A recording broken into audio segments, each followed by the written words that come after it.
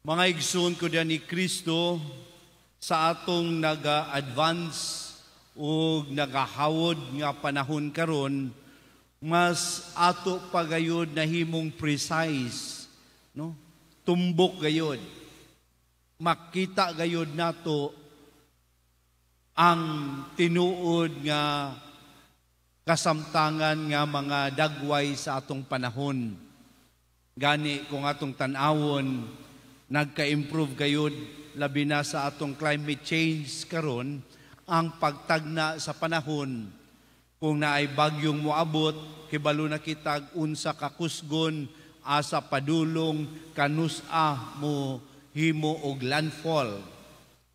Pero naapay mga daghan nga usisahunon sa atong panahon karon, diha labi na dili matagna ang linog. Napay dili gayud kayo mapunting. Apan musugutag sa dili sa panahon ni Jesus ug sa panahon karon, dako na kayo ang kausaban sa atong pagtagna sa panahon. Gigamit kini ni Jesus sa ebanghelyo karon mga igsuon, dili aron pag-ingon nga mali kini.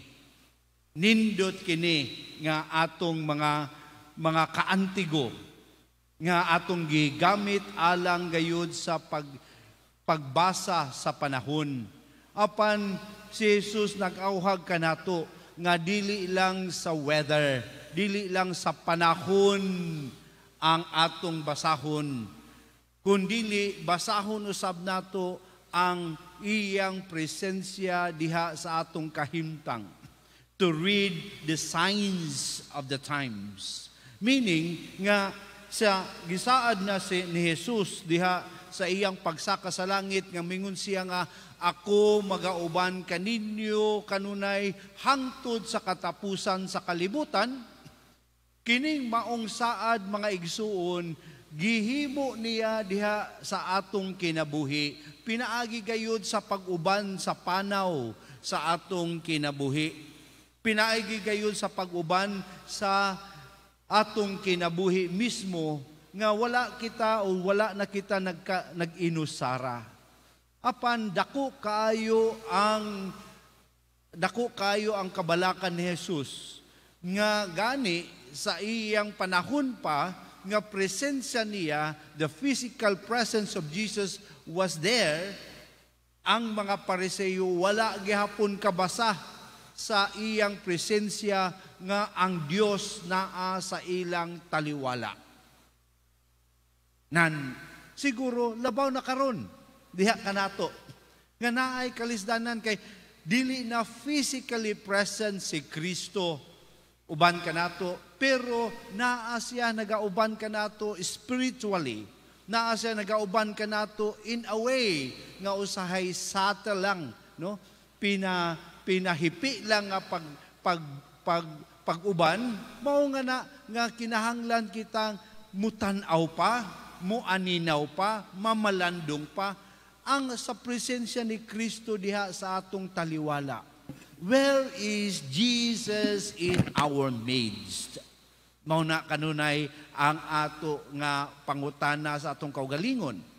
Hain man ako makita si Jesus, mahibalag si Jesus, no? Mabati nga nakig-uban si Jesus sa akong panahon karon, sa akong gutlo karon, sa akong takna karon. Kana mga kaigsunan ang atong lantawon. Ug kita mingon nga, saon man good Father, tao ramang ko, wa man ko'y makita nga abilidad sama ni ana diha sa akong kaugalingon. No. We are given by God the eyes of faith. Ang mata sa pagtuo, maoy makatabang kanato gayud sa pagtan-aw sa atong Kristo, sa atong kinabuhi, nga naa ang presensya ni Jesus.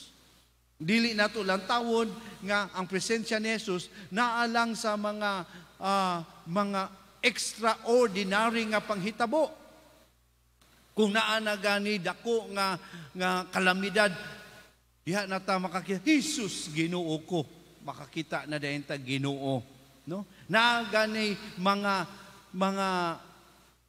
hitabo sa atong kinabuhi nga murag nga hapit na kita sa kamatayon o hapit kita maaksidente, diha ra kita as Ginoo.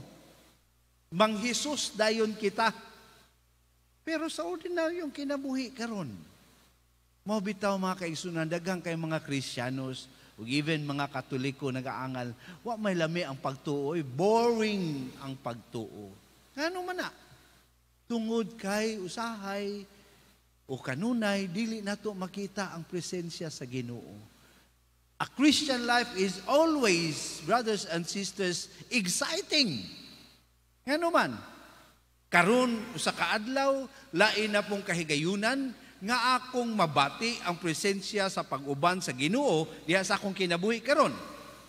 Karon lain na pong adlaw nga gihatag sa Ginoo nga ako siyang mahibalag sa akong kinabuhi nga siya gayud nakig-uban kanako.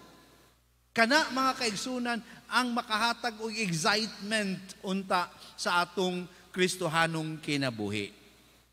Nandiri sa Eucharistia, makaingon kita, this is something of a special presence of Christ diha sa pagdawat nato kaniya sa iyang lawas ug dugo.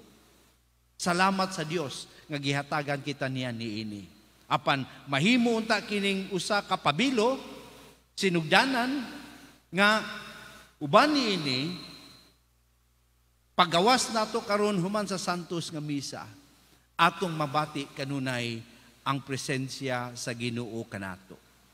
Mao nga sa unang pagbasa, gi-advisean kita o gipahinumduman kita ni San Pablo nga siya nagaingon, may usa lamang kalawas ug usa ka espiritu.